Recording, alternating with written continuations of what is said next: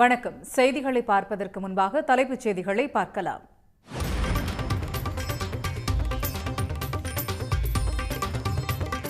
இந்தியாவின் வளர்ச்சி எஞ்சினாக தமிழ்நாடு திகழ்வதாக ஸ்டாலின் பெருமிதம். உலக வங்கியுடன் இணைந்து நிலையான வளர்ச்சியை நோக்கி பயணிப்பதாக விளக்கம்.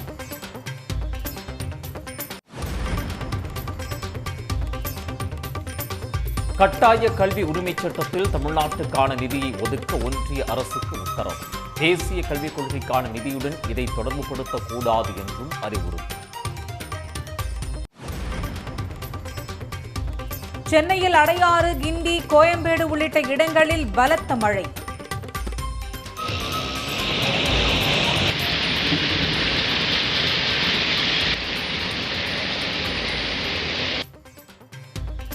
காற்றுடன் பெய்த கனமழையால் சென்னையில் 22 விமானங்களின் சேவை பாதிப்பு.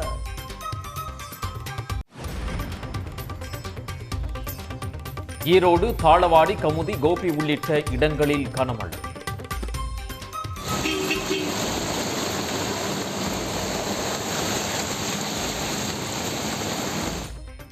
வரும் 14 மற்றும் 15ஆம் தேதிகளில் நீலகிரி, கோவை மாவட்டங்களுக்கு ரெட் அலர்ட்.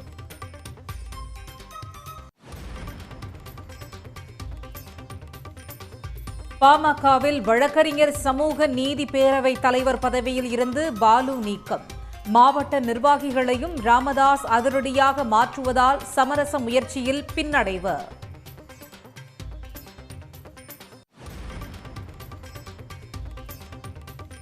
கரூர் மாவட்ட செயலாளர் PMK பாஸ்கரனை நீக்கி அன்புமணி நடவடிக்கை.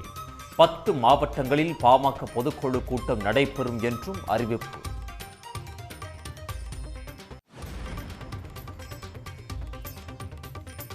மாநிலங்களவைக்கு போட்டியிடும் திமுக கூட்டணி அதிமுக வேட்பாளர்களின் வேட்புமனுக்கள் ஏற்பு.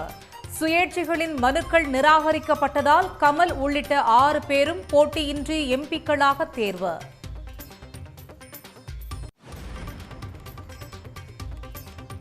தமிழகத்தில் எடப்பாடி பழனிசாமி தலைமையில்தான் ஆட்சி என்று முன்னாள் அமைச்சர் ராஜேந்திர பாலாஜி திட்டவட்டம். கூட்டணி ஆட்சி என யார் சொன்னது என்றும் கேள்வி. பிஜேபி சேர்ந்தவர்கள் கூட்டணி ஆட்சி சொல்கிறார்கள். எங்கே சொல்றார்கள்? யார் சொன்னார்? தமிழ்நாட்டில் எடப்பாடி ஆட்சி, அதிமுக கூட்டணி ஆட்சி சொல்றார்கள். அதிமுக ஒரு கூட்டணி ஆட்சிக்கு வரும். கீழடி ஆய்வுகளை அங்கீகரிப்பது தொடர்பான ஒன்றிய அமைச்சர் கஜேந்திர சிங் ஷெகாவத் பேச்சிற்கு கடும் எதிர்ப்பு. வரலாறும் அது கூறும் உண்மையும் உங்கள் மலிவான அரசியலுக்காக காத்திருக்காது என அமைச்சர் தங்கம் தென்னரசு காட்டமான பதிலடி.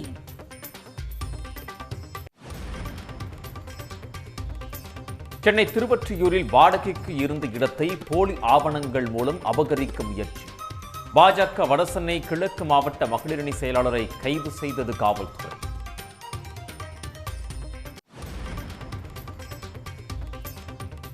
வைகாசி விசாகத்தையொட்டி திருச்செந்தூர் கோவிலுக்கு பாத யாத்திரையாக வந்து பக்தர்கள் சாமி தரிசனம். விரதம் முடிந்த கையோடு மீன் குழம்பு சமைத்து சாப்பிட்டனர். 30 வருஷமா வரோம். எங்கள் அம்மா அப்பா எங்களை கூட்டு வந்து பழக்கம் பண்ணிட்டாங்க. பழக்கம் பண்ணி இப்போ எங்கள் பிள்ளை குட்டியே எங்கள் பேரம்பேத்தியோட நாங்கள் வந்திருக்கோம். வந்து நேற்று கிழமெல்லாம் செஞ்சுட்டு இன்னைக்கு மீன் எடுத்து சமைச்சு சாப்பிடுவோம் குடும்பத்தோட. தனுஷ்கோடி கடற்கரை பகுதியில் ஒதுங்கிய ரசாயன பிளாஸ்டிக் மூலப்பொருட்கள் சேகரிப்பு பணி தீவிரம். மணல் சலிக்கும் சல்லடை மூலம் ரசாயன மூலப்பொருட்களை சலித்து மூட்டை கட்டிய வருவாய்த்துறை அதிகாரிகள்.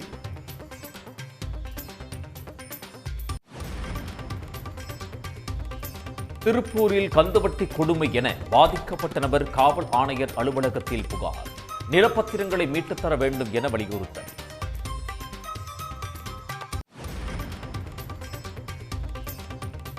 மேகாலயா தேனிலவு கொலையில் அடுத்தடுத்து வெளியாகும் திடுக்கிடும் தகவல்கள். திருமணம் முடிந்து தாய் வீட்டிற்கு விருந்திற்கு சென்றபோதே கணவரை கொலை செய்ய மனைவி சதி செய்தது அம்பலம்.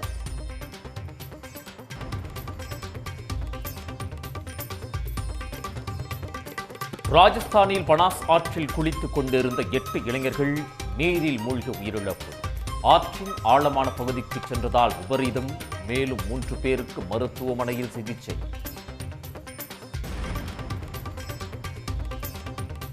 உலக டெஸ்ட் சாம்பியன்ஷிப் இறுதிப் போட்டி இங்கிலாந்தில் நாளை தொடக்கம். கோப்பை வெல்லும் முனைப்பில் ஆஸ்திரேலியா, தென்னாப்பிரிக்கா வீரர்கள் தீவிரம். இந்தியாவின் வளர்ச்சி எஞ்சினாக தமிழ்நாடு இருக்கும் என முதலமைச்சர் மு க ஸ்டாலின் பெருமிதம் தெரிவித்துள்ளார். உலக வங்கி உதவியுடன் அடுத்த 5 ஆண்டுகளில் பல்வேறு திட்டங்களை செயல்படுத்த உள்ளதாகவும் அவர் கூறியுள்ளார்.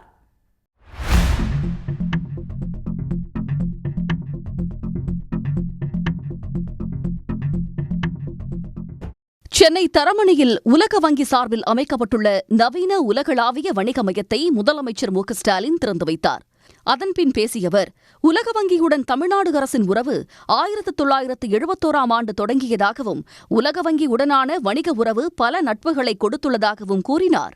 நம்மோட இந்த நீண்ட நெடிய உறவு பல்வேறு துறைகளில் பல நற்பலன்களை கொடுத்துருக்கு. முக்கியமான சிலதை மட்டும் நான் பட்டியலிட விரும்புகிறேன். 1980ஆம் ஆண்டு மற்றும் 1996ஆம் ஆண்டு முதல் 2 கட்டங்களில் தமிழ்நாடு ஊட்டச்சத்து திட்டம் மற்றும் 2004ஆம் ஆண்டிலையும் 2010ஆம் ஆண்டிலையும் செயல்பாட்டில் இருந்த தமிழ்நாடு சுகாதார அமைப்புகள் திட்டம், இந்த 2ம் மகப்பேறு மற்றும் குழந்தைகள் நலன்களில் முன்னேற்றம் காண சிறந்த முன்னெடுப்பாக அமைஞ்சது. இன்றைக்கி தமிழ்நாடு இந்த துறைகளில் இந்தியாவுக்கே லீடர்னு சொல்லக்கூடிய இடத்தை அடைஞ்சிருக்கு. அரசின் வாழ்ந்து காட்டுவோம் திட்டம் மூலமாக 20 லட்சம் ஏழை குடும்பங்கள் பயனடைந்துள்ளதாக கூறிய முதலமைச்சர், நகர்ப்புற மேம்பாட்டு திட்டத்தில் உலக வங்கி பெரிய அளவில் உதவியிருப்பதாகவும் இந்தியா முழுவதும் செயல்படுத்துவதற்கான மாடலாக தமிழ்நாட்டில் இந்த திட்டம் வெற்றியடைந்திருக்கிறது என்று பாராட்டியுள்ளதாகவும் தெரிவித்தார். வருங்காலத்தில் உலக வங்கி உதவியுடன் 409.79 மில்லியன் டாலர் மதிப்பிலான முக்கிய திட்டங்களை தமிழ்நாட்டில் செயல்படுத்தப் போவதாக முதலமைச்சர் கூறினார்.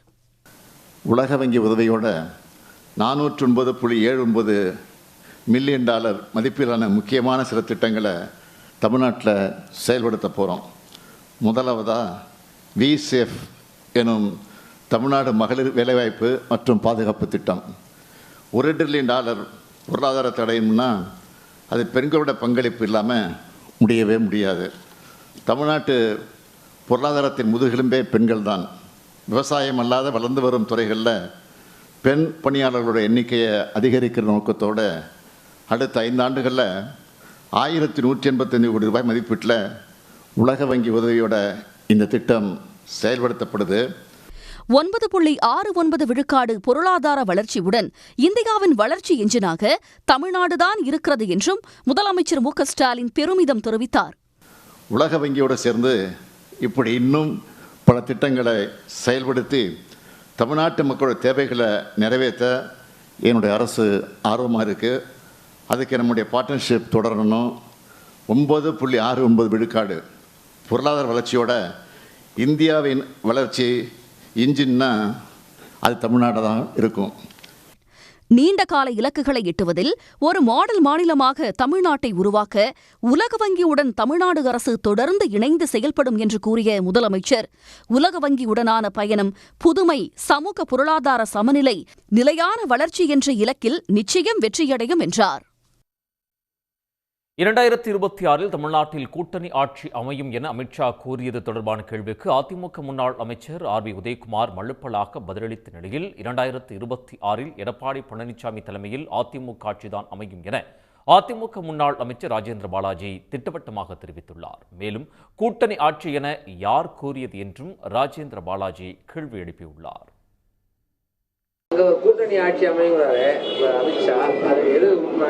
எத்தனை குழப்பங்களை ஏற்படுத்தினாலும், எத்தனை திசை திருப்பினாலும் அதில் மக்களும் தெளிவாக இருக்கிறார்கள், எங்கள் பொதுச் செயலாளரும் தெளிவாக இருக்கிறார், நாங்களும் தெளிவாக இருக்கிறோம். மத்திய பிஜேபி சேர்ந்தவர்கள் கூட்டணி ஆட்சி என்று சொல்கிறார்கள். எங்கே சொன்னார்கள்? யார் சொன்னார்? தமிழ்நாட்டில் எடப்பாடியார் ஆட்சி. அதிமுக கூட்டணி ஆட்சி என்று சொன்னார்கள். அதிமுக கூட்டணி ஆட்சிக்கு வரும்.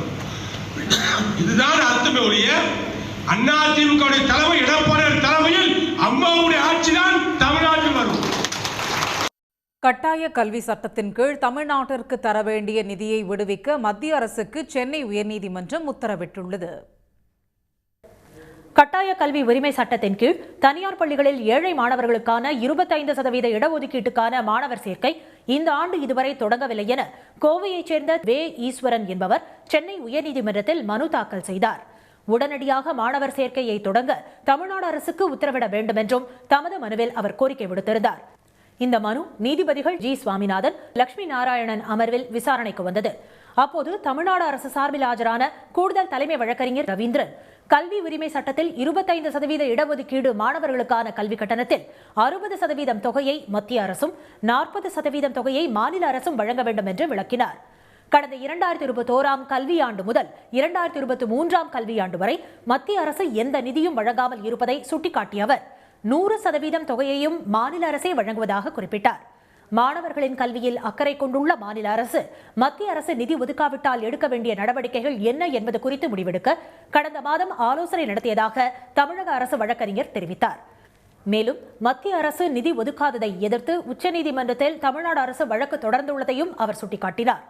அப்போது குறுக்கிட்ட நீதிபதிகள், தனியார் பள்ளிகளுக்கு வழங்க வேண்டிய நிதியை வழங்காமல் இருந்தால் மாணவர்கள் பாதிக்கப்படுவார்கள் என்று குறிப்பிட்டனர்.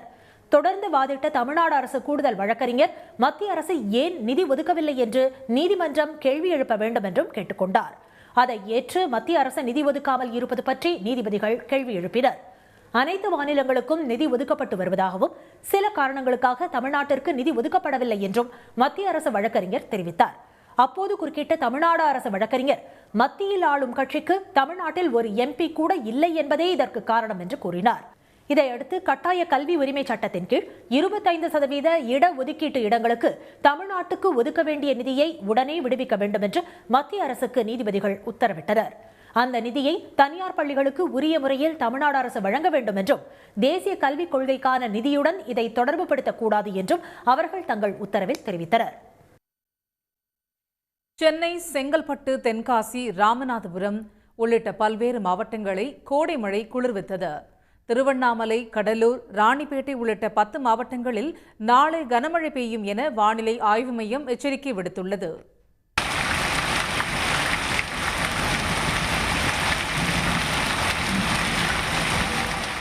சென்னை மாநகரில் காலை முதல் வெயில் சுட்டெரித்த நிலையில் 2வது நாளாக மாலை நேரத்தில் சட்டென்று வானிலை மாறி காற்றுடன் மழை பெய்தது. பட்டினப்பாக்கம், மயிலாப்பூர், அடையாறு, கிண்டி, கோயம்பேடு, தியாகராய நகர், கோடம்பாக்கம், எழும்பூர், ராயப்பேட்டை, நுங்கம்பாக்கம் உள்ளிட்ட இடங்களில் இடி மின்னலுடன் கூடிய பலத்த மழை பெய்தது.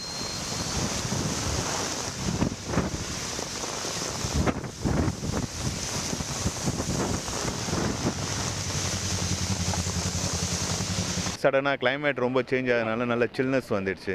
ஸோ அதனால் சரி பசங்களும் என்ஜாய் பண்ணுற மாதிரி இருக்கும். சரி வெளியே ஒரு ட்ரைவ் போகலாம் அப்படின்ட்டு காரில் ட்ரைவில் வந்தோம். சரி அப்படியே பீச்சுக்கு போய் பார்ப்போம், இன்னும் கிளைமேட் நல்லாயிருக்கும் அப்படின்ட்டு பீச்சுக்கு வந்திருக்கோம் சார். பசங்களும் என்ஜாய் பண்ணுறாங்க. பகல் ஃபுல்லாக வந்து வெயில் ரொம்ப கொடூரமாக இருந்துச்சு, அனல் காற்று வீசிட்டு இருந்தது. ஆனால் ஈவினிங் ஒரு 4 o'clock மேலே வெதர் வந்து ரொம்ப நல்லாகி மழை இடி மின்னலோட நல்லா இருக்குது. பீச்சுக்கு வந்திருந்தோம் ஃப்ரெண்ட்ஸோட, ரொம்ப ஜாலியாக இருக்குது. சென்னையின் புறநகர் பகுதிகளான தாம்பரம், பெருங்களத்தூர், சேலையூர், செம்பாக்கம், மேடவாக்கம், OMR சாலை, சோழிங்கநல்லூர் உள்ளிட்ட இடங்களையும் கோடை மழை குளிர்வித்தது.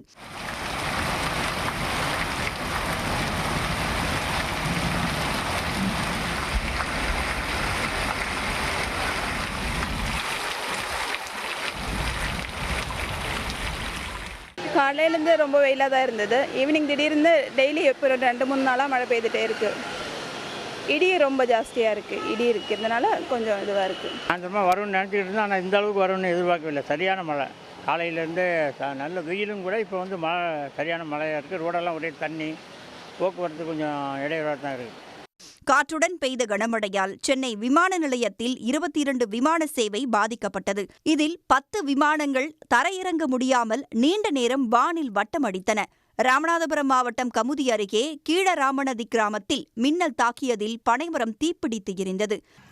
ஈரோட்டில் அதிகபட்சமாக பகலில் 102 டிகிரி ஃபாரன்ஹீட் வெயில் வாட்டி வதைத்த நிலையில் மாலை நேரத்தில் கனமழை பெய்தது. ஈரோடு கருங்கல்பாளையம், சம்பத் நகர், பன்னீர்செல்வம் பூங்கா உள்ளிட்ட பகுதிகளில் பெய்த மழையால் குளிர்ச்சியான சூழல் நிலவியது.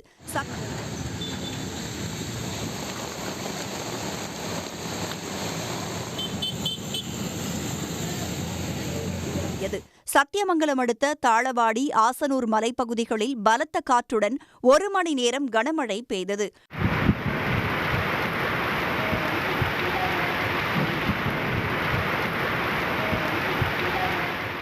இதனிடையே தென்னிந்திய பகுதிகளில் மேல்நிலவும் வளிமண்டல மேலடுக்கு சுழற்சியால் கடலூர், திருவண்ணாமலை, ராணிப்பேட்டை உள்ளிட்ட 10 மாவட்டங்களில் நாளை கனமழை பெய்யும் என வானிலை ஆய்வு மையம் தெரிவித்துள்ளது.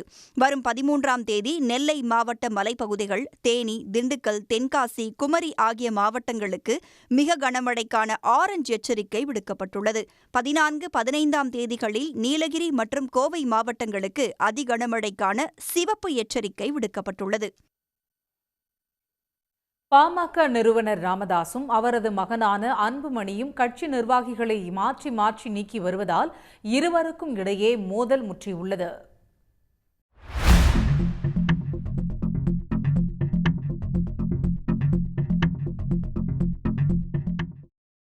பாமக நிறுவனர் ராமதாசும் அவரது மகனான அன்புமணியும் கட்சி நிர்வாகிகளை மாற்றி மாற்றி நீக்கி வருவதால் இருவருக்கும் இடையே மோதல் முற்றியுள்ளது. ராமதாசுக்கும் அன்புமணிக்கும் இடையே மோதல் போக்கு நீடித்து வந்த நிலையில் கடந்த வாரம் தைலாபுரம் சென்ற அன்புமணி தனது தந்தையை சந்தித்து பேசினார். தந்தை மகன் சந்திப்பால் பாமகவில் நிலவும் பிரச்சினைக்கு தீர்வு ஏற்படும் என்று ஜி.கே. மணி உள்ளிட்டோர் நம்பிக்கை தெரிவித்திருந்தனர். ஆனால் பாமக நிர்வாகிகளை மாற்றும் நடவடிக்கையை ராமதாஸ் தொடர்ந்து வருகிறார். இதனிடையே கரூர் மாவட்ட செயலாளர் PM.K. பாஸ்கரனை அன்புமணி நீக்கினார். அன்புமணியை செயல் தலைவர் என்று குறிப்பிட்டு சமூக வலைதளத்தில் பதிவிட்டதால் அவர் நீக்கப்பட்டிருக்கிறார். ஆனால் கரூர் மாவட்ட செயலாளராக PKM பாஸ்கரனே தொடர்வார் என்று ராமதாஸ் அறிவித்துள்ளார். ஐயாவுடன் பணியாற்றுவதற்காக, ஐயாவுடன் வேலை செய்வதற்காக, ஐயாவுடன் இருப்பதற்காக எங்கள் மீது பழிவாங்கும் நோக்கோடு என்னுடைய கட்சி பதவியோ உறுப்பினர் பதவியோ பறிப்பதாக கடிதம் வெளியிட்டிருக்கிறார்கள். நான் இதுபோல் 1000 கடிதத்தை வெளியிட்டாலும் ஐயாவுடன் இருப்பேன், ஐயா சொல்படி நடப்பேன், ஐயாவோட பேச்சை கேட்பேன், ஐயாவோட பணியாற்றுவேன். என்னை யாரும் எதுவும் செய்ய முடியாது. ஐயாவை தவிர யாருக்குமே இல்லை. ஐயாவை தவிர யாருக்கு நீக்கிற அதிகாரம் இல்லை. செயல் தலைவராக தான் பார்க்குறீங்களா? ஆமாம், செயல் தலைவர் தான். ஐயா என்னை மாவட்ட செயலாளர்னா நான் மாவட்ட செயலாளர் தான். அன்புமணியின் தீவிர ஆதரவாளரான வழக்கறிஞர் பாலுவை பாமக சமூக நீதி பேரவைத் தலைவர் பொறுப்பிலிருந்து ராமதாஸ் நீக்கியுள்ளார். அவருக்கு பதில் வழக்கறிஞர் கோபுவை அந்த பதவியில் நியமித்து ராமதாஸ் அறிவிப்பு வெளியிட்டுள்ளார். எதில் குறை வைத்திருக்கிறாரோ அதை நிவர்த்தி செய்யும் வகையில் என்னுடைய பணிகள் இருக்கும். குறிப்பாக தமிழ்நாடு முழுக்க இருக்கக்கூடிய வழக்கறிஞர்கள் சமூக நீதி பேரவையினுடைய அங்கமாக இருக்கக்கூடிய வழக்கறிஞர் பெருமக்களின் கோரிக்கைக்கு செவிமடுத்து வழக்கறிஞர் சமூக நீதி பேரவையை மேலும் செம்மைப்படுத்த என்னுடைய பணி உதவிகரமாக இருக்கும். பாமக துணைத் தலைவராக திருத்தணி முன்னாள் MLA ரவிராஜ் நியமிக்கப்பட்டுள்ளார். பாஜகவுக்கு சென்று வந்தவருக்கு மாநில துணைத் தலைவர் பதவி வழங்கப்பட்டுள்ளது. இதேபோல் திருவள்ளூர், கடலூர், திருவண்ணாமலை, திருச்சி, நாமக்கல், ஈரோடு, கரூர் ஆகிய மாவட்டங்களின் நிர்வாகிகள் மாற்றப்பட்டுள்ளனர். நிர்வாகிகள் மாற்றம் தொடர்பாக அன்புமணிக்கும் தகவல் அனுப்பியிருக்கும் ராமதாஸ் அன்புமணியை செயல் தலைவர் என்று குறிப்பிட்டிருக்கிறார். இதனிடையே தமிழ்நாடு முழுவதும் பாமகவின் ஒருங்கிணைந்த மாவட்ட பொதுக்குழு கூட்டம் நடைபெறும் என அன்புமணி அறிவித்துள்ளார். முதற்கட்டமாக வரும் 15ஆம் தேதி முதல் 19ஆம் தேதி வரை நடக்கும் 10 மாவட்ட பொதுக்குழு கூட்டங்களில் தாம் பங்கேற்க இருப்பதாகவும் அன்புமணி தெரிவித்துள்ளார். தந்தை மகன் இடையே மோதல் முற்றி வரும் நிலையில் மாவட்ட வாரியாக பொதுக்குழுவை அன்புமணி கூட்டுவது பாமகவில் பெரும் சலசலப்பை ஏற்படுத்தியுள்ளது. கீழடி ஆய்வுகளை அங்கீகரிக்க அதிகப்படியான அறிவியல் ஆய்வுகள் தேவை என்ற ஒன்றிய அமைச்சர் கஜேந்திர சிங் ஷெகாவத் பேச்சிற்கு கடும் எதிர்ப்பு எழுந்துள்ளது.